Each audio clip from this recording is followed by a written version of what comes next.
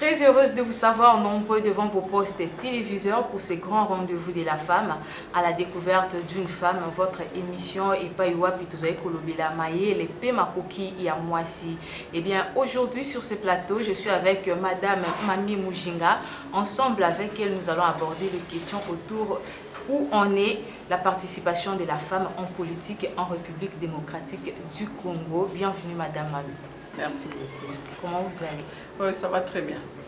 Et vous allez devoir vous présenter auprès de nos téléspectateurs. Donc c'est d'accoutumer dans notre émission. Et ensemble avec nos téléspectateurs, nous allons découvrir qui vous êtes. Merci beaucoup. Vous pouvez dire aujourd'hui que Mami Mujinga. Donc, comme on a Mami Mujinga Bukasa. Je suis médecin. Mais je suis femme politique et puis je suis dans cette bataille du Kodo, je suis directrice de campagne d'une dame, une dame forte, une dame que j'aime beaucoup.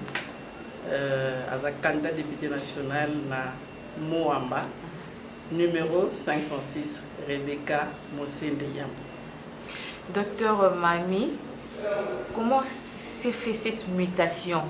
Kolomana qui docteur et ou komana politique. Non. Mutation donc le milieu politique c'est un milieu qui englobe tout le monde. Oui. Être médecin, être avocate, être bisogno sondenge zawana, to ana piédestal moko ou la vision c'est l'état. C'est politique. C'est totalement politique, c'est l'état, c'est l'Italie.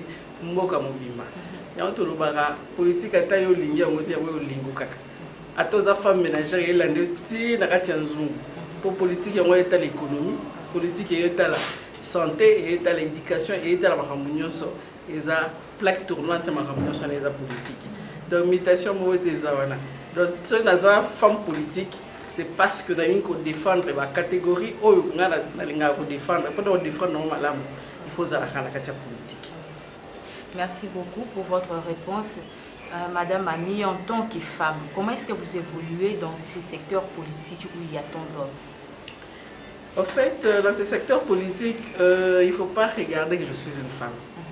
Quand vous pensez que je suis une femme, vous ne ferez jamais rien. En tout cas, il faut se dire que je suis un être créé par Dieu, un être qui est capable de tout, un être qui est fort, et qui peut être à la hauteur comme les hommes aussi peuvent le faire.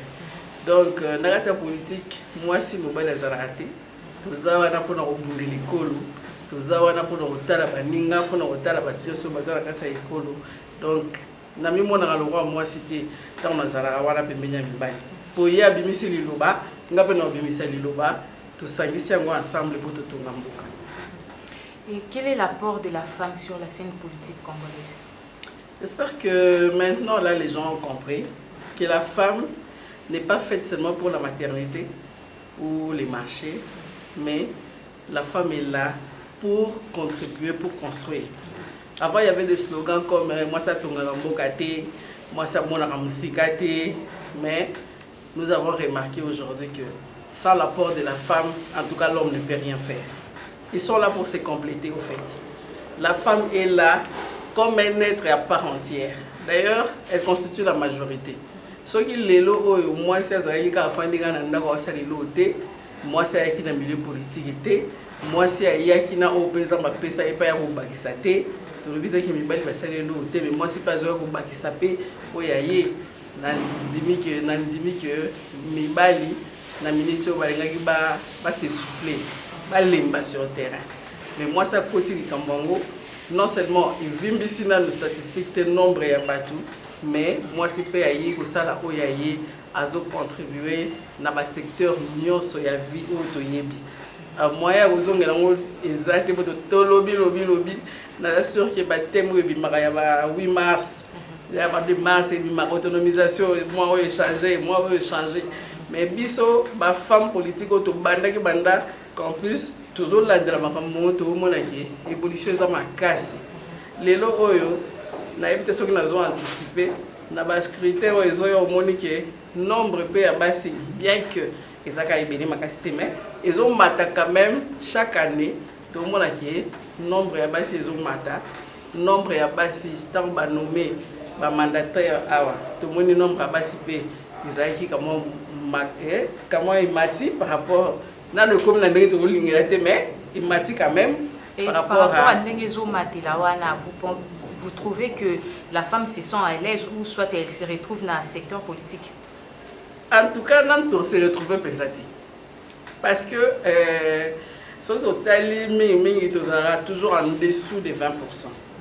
Alors que toujours la parité. Parité c'est 50-50. Mais toujours matin, nous avons 10, 9, sur le parlement, sur le parlement, ils ont 7-9%. Mais la fois passée, il y a quand même 17, le gouvernement il y a 27. Donc pour dire que ils ont matin, il y a des efforts qui se font et les nombres augmentent du jour au jour. Les nombres, ils ont estimaté, ils ont matin, mais ils ont objectif, ils sont comme à 50-50. Aujourd'hui, nous remarquons qu'il y a beaucoup de femmes qui émergent en politique et vous en faites aussi partie. Quel est le secret? Le secret, c'est la sensibilisation. La sensibilisation et le fait de montrer à ces femmes-là qu'elles ne doivent pas se sous-estimer, elles ne doivent pas penser qu'elle est moindre par rapport à un homme. Non, parce que dans l'université, c'est OK dans la science politique, c'est OK dans la faculté à sciences sociales. Beaucoup d'accueil. Mais à un certain moment, malgré j'ai oublié comment on appelle ça, malgré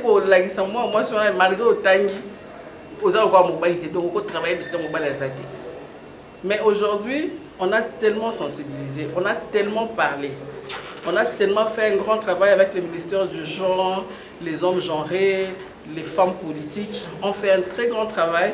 Et aujourd'hui, les parents qui pensaient que ce Azarabana Misatu, au mine et en bassi, Azarabana Te, aujourd'hui ces parents-là voient différemment.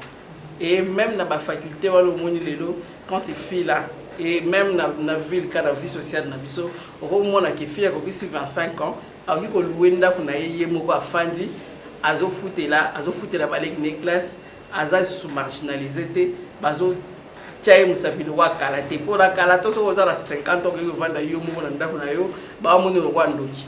Mais les jeunes filles peuvent se dire non la silisi azu musala na ye aso mutuka na ye aso mbinda na ye afandi mais mobali pe ayo mobali na condition wana.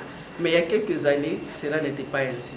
Alors, les femmes politiques, les femmes qui ont compris, sensibilisent les femmes, les familles, ici à Kinshasa, tout comme à l'intérieur du pays, pour ma famille, ma papa, surtout, va comprendre que moi, si, à Kokiko Sungal Bota, au même titre qu'un homme.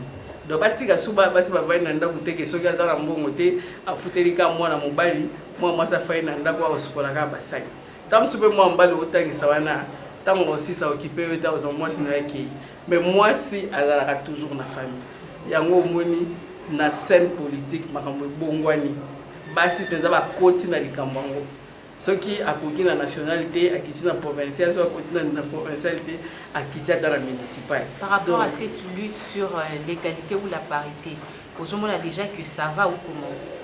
Ya on a le bakina to comité mais to okeni comme attend au monde vraiment qui est dans une institution ils ont un bamboka loka ba Bénin où c'est le système matriarcal mais la femme se voyait déjà que elle peut par elle-même voler de ses propres ailes. Mais il y a quelque temps ici en Afrique au Congo particulièrement en tout cas moi si déjà sur comme la 5e décimalité tant biso na ba époque en 1980 na bazo bisayo so ko diplôme d'état de à mobile so yo zui mobilité retour là donc. Et maintenant, là, nous, les parents d'aujourd'hui, nous ne disons pas ça à nos filles. C'est quelque chose de naturel, c'est quelque chose c'est ce que Dieu a prévu pour toutes les femmes sur terre. Mais l'essentiel pour toi, aux autonomes, aux kayo moko aux sala, mobali azala, apesa, akufa, abela. Mais toi, tu continues, il y a autant de sabana na yo. Parce que tu as des bras, tu as une cervelle ou un cerveau comme mobali comme mutinyo so nzambaki na mutu.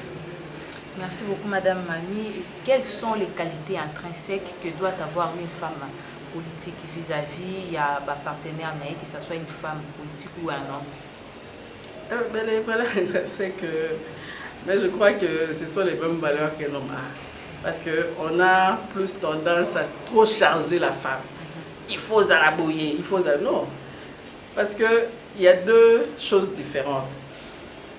Il y a la vie privée et il y a la vie professionnelle. C'est deux choses différentes. Ça ne se marie pas, ces deux choses-là. Dans le milieu professionnel, on sait que non. Dans le milieu naturel, dans la cité, dans la c'est une autre femme.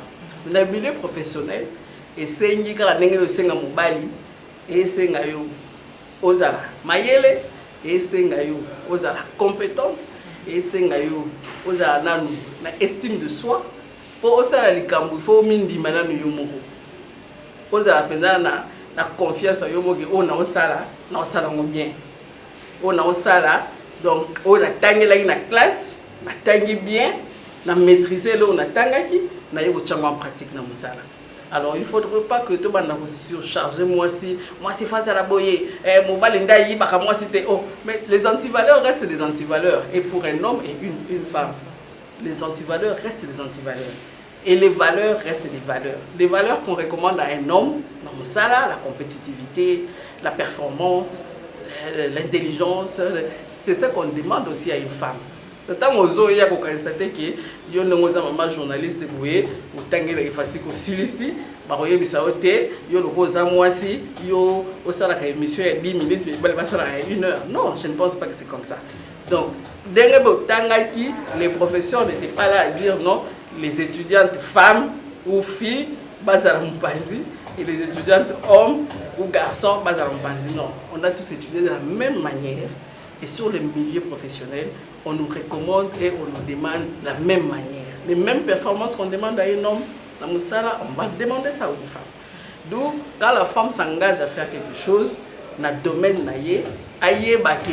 moi si je suis donc, ce qu'on peut nous à mécanicien, alors vous allez la macasse à mécanicien. Vous allez la disponibilité à mécanicien. Vous allez la compétence à mécanicien.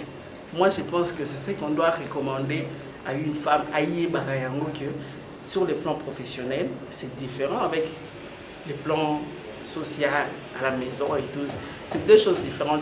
Il faut vraiment faire la part des choses entre les deux. Madame Mami, les élections approchent et nous avons constaté par rapport à la participation de la femme, nous sommes à 17% pour la législature nationale et à 25% pour la députation provinciale. Donc on a l'impression comme si la femme se met elle-même à l'écart, bien que Bozo Bunda, Bozo Loba, Bozo sensibiliser et le président de la République lui-même a tapé c'était pour pousser les femmes d'aller en avant, mais c'est comme si la femme elle-même se met à l'écart.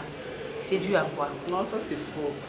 Ça c'est faux parce que Bitumezaki Makasi, moi je suis candidate mais je ne suis pas retenue. Bitumezaki Makasi et la plupart de nos chefs de parti sont des hommes. Bah, quand ils vont discuter là-bas, ils n'amènent pas les femmes. Les femmes restent et ce qu'ils se disent là-bas, on ne sait pas. Pendant qu'on appelle les femmes sont là, mais on ne les prend pas. On ne les prend pas. Sur base de quels critères, moi je ne sais pas. Alors, je ne sais pas, les femmes sont moindres, oui, c'est pourquoi je dis, nous sommes en train de parler, de sensibiliser. On a même demandé au président de la CENI, parce que moi je suis allé participer à tous les ateliers qu'il a organisés avec les femmes, parce que les présidents des ligues des femmes, les femmes dans les partis politiques, j'y étais. Et on a même demandé au président de la CENI si on pouvait favoriser les femmes d'une certaine manière. Parce que surtout qu'il y a des statistiques au monde qui, malgré les 17% des candidats députés nationaux, au monde qui est en bas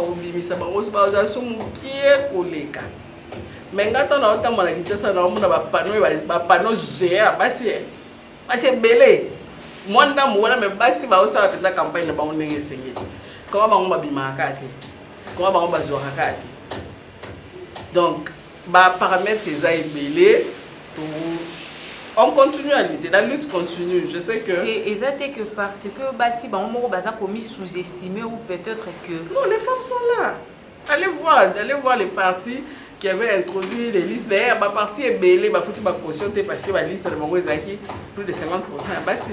Et belé, à passer parce que ma foutu ma caution. Belé à ma partie politique et foutu ma caution. Mais au moment où on a souk en anglais, malgré les 17% là, il y a eu plus de 51% des femmes enrôlées, mais au moment où on a voté parce que déjà il y a une diabolisation, il y a une marginalisation d'une certaine catégorie de personnes, et au moment où on a 17%, qu'est-ce qui fait que pendant que tout le monde n'a pas donc il y a des choses où il faut continuer à parler, continuer à lutter pour que les femmes comprennent. Pour que les femmes comprennent. Parce que en tout cas, en 2011, quand moi j'ai battu campagne pour un candidat président de la République, la côté c'est comme on a qui basse on a voté moi c'était pour moi c'est ce comme on a l'endo ma casse. Donc tu vois déjà entre Bissomogo, ils ont moi ba préjugé mo boye entre Bissomogo. Moi ça quand ça soit voter pour les moi si comme on l'ende pour les cahiers. Donc déjà ça OK na contraire ndengwana basi ya modèle wana. Donc les quelques femmes qui se sont battues pour bazo ba numéro na seni ba obimakate. Alors yango wana biso tozo kende ko sensibiliser basi wana. Donc côté sur terrain na ba candidate na biso to na bango ko loye bisa basi ki. Boza ebele bobimisa bandeko na bino basi. Pour atteindre un niveau wana, il faut non seulement éveiller basi au ba na solo ango, mais bino o botika lipe na ndaku bo apeka ba politicien po bokene ko voter. Pour que nous voter ka politicien. Donc biso nyonso ensemble et longo na biso o tozana kati ya bitumbango ya législature na bino o botika na ndaku. Donc biso so sali bloc. Dans ce on dit que tout les 17% la biso na ba bima 50% la parlement. Donc bimisa bango. Donc surtout que 17% na ba leka ba oleka na bango. Madame Mami, quel est le rôle que la femme joue dans la classe politique actuelle? Bah, je ne sais pas si vous voulez que la femme joue quel rôle. La politique est là pour tout le monde. C'est que les hommes font, c'est ce que les femmes sont venues pour les accompagner. Qu'est-ce qu'on veut pour ces pays? Le président Fachi, le président Fachi, au Akutaki, Ezaki na moins, c'est quoi, à l'autre comme maintenant moins 1, et pendant maintenant 1, 2, 3. Mais la femme veut venir aussi à Simbara, Bissika, Bibali, Simbi, ou la profession surtout Matsé Longoti. Non, il y a des innovations où il y a des... Non, le monde a déjà été créé. On ne va pas inventer la roue. Tout le monde, bisous ce temps où nous allons bêter, et bêter na papa, na maman, na bana. Donc, pour foyer et tambola, tonda ko tambola, ce que papa, ma kouké a mouké, maman au sein, n'a pas été qu'à moi, quoi en a quoi, n'a été qu'à tangouba, de façon que papa sera qui est le lot à l'ouké à zouté, mais bana bazota. Attends-moi Thompson Mouké, ma tembele balia. Principe yangoana.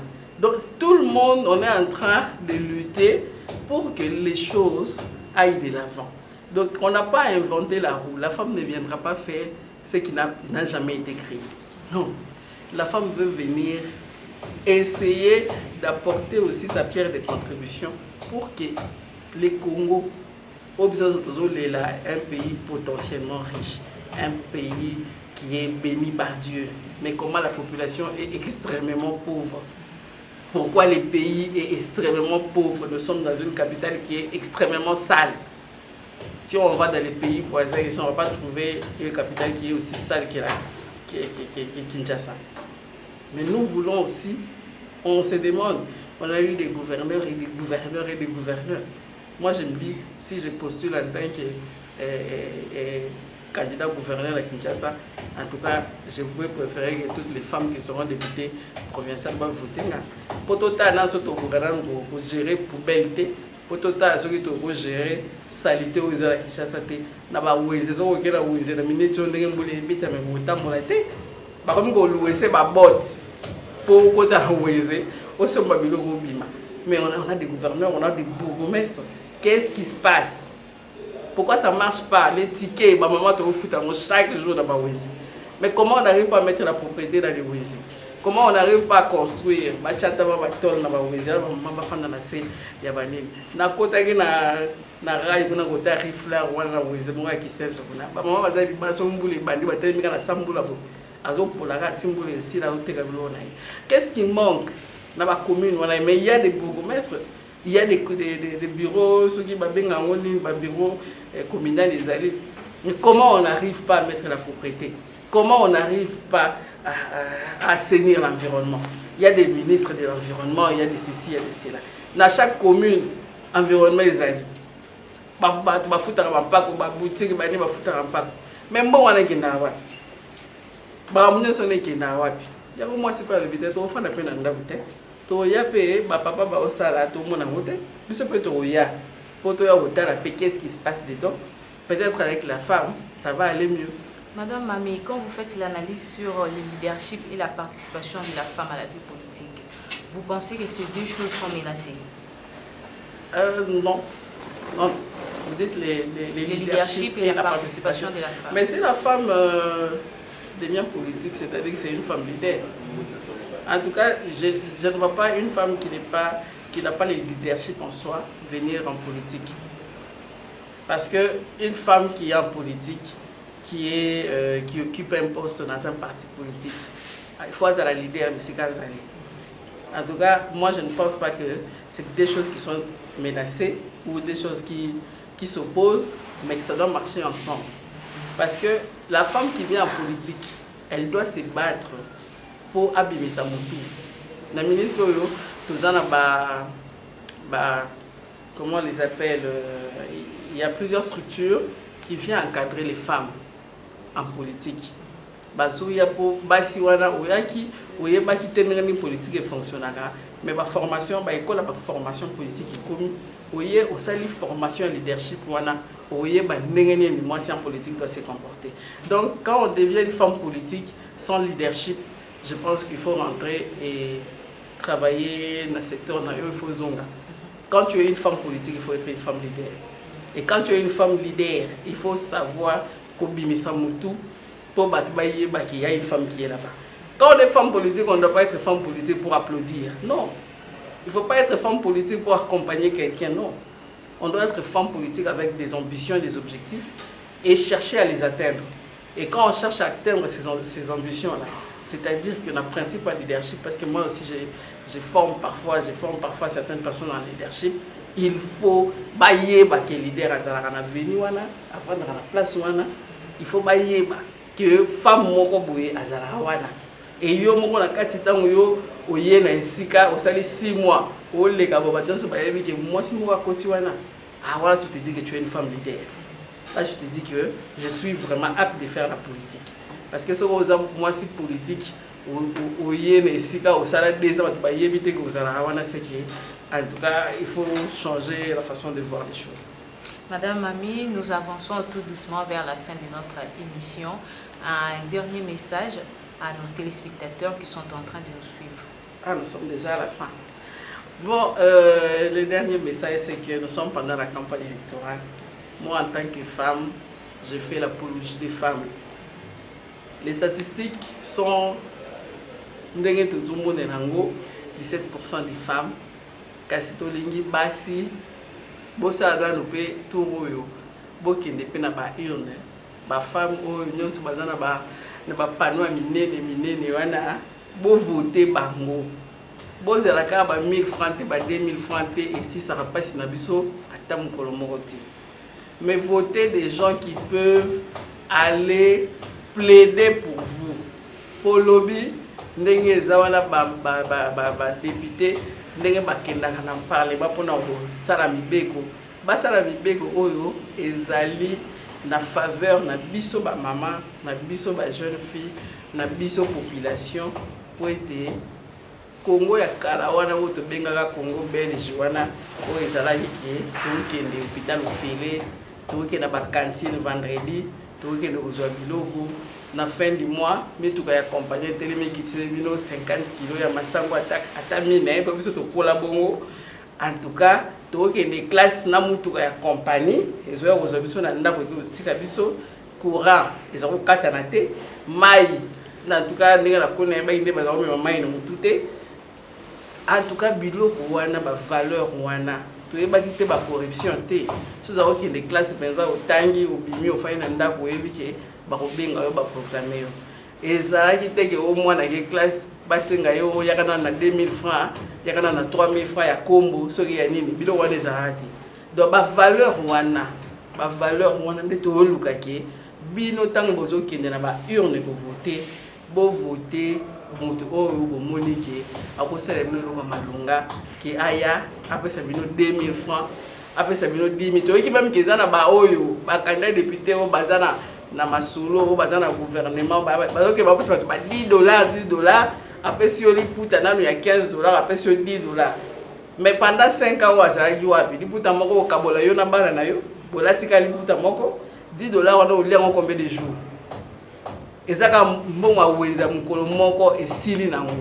Mais lobby bana na yo 7 ba 6 classe ba fai na nda bana musala te yo ke kozwa $10 ese eloni to lia mbongo wana po ba yo kamera biso yango yo senga kieti apesi yo lia yango.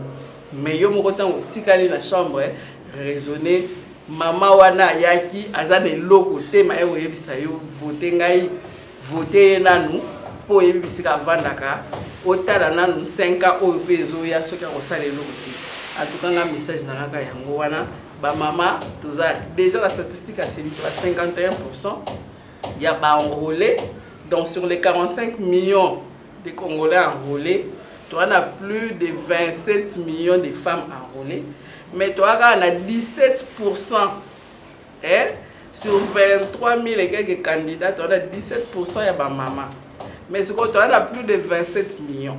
Est-ce que bino ba maman au vous enrôler? Ce qui vous décider que 17% de gens au parlement doit être possible. Biso ba maman tout ce ka kokanisa ki papa ne fois abima député pour ya kobala bana nanga aya kobala nga moko te. Mais moi na yo pas postuler ya moi si voter ye po ye asalisa yo le ozela ke balinga mwana na yo to bala mwana na yo to bala yo mama po bakabela ko mongo to tika ba principe wana to tika ba pensée wana to baki bana basi pe batangi bana posa okende musika to pesa bango voix.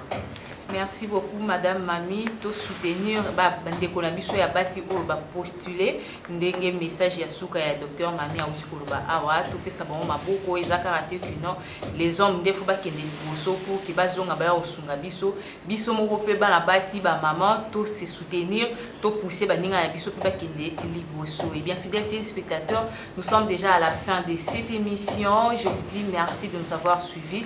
Restez toujours branchés sur C'est possible télévision, la seule chaîne qui a la capacité de changer votre futur.